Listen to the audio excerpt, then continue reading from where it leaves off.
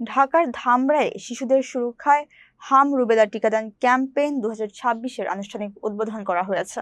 সোমবার উপজেলা স্বাস্থ্য কমপ্লেক্সে এই কার্যক্রমের উদ্বোধন করেন স্থানীয় সংসদ সদস্য। সরকারের উদ্যোগে 6 মাস থেকে 59 মাস বয়সী সব শিশুকে এই টিকার আওতায় আনা হচ্ছে। অনুষ্ঠানে এমপি বলেন, শিশুদের মারাত্মক রোগ থেকে সুরক্ষায় এই কর্মসূচি অত্যন্ত গুরুত্বপূর্ণ এবং অভিভাবকদের সন্তানদের টিকা দেওয়ার আহ্বান জানান।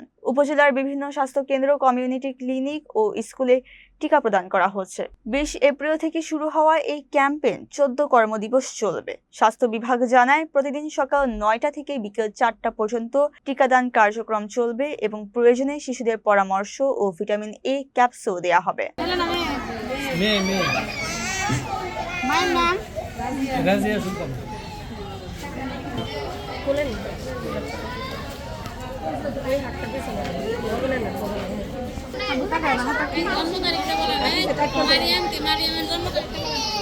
জন্ম তারিখ হলো জুন মাসে।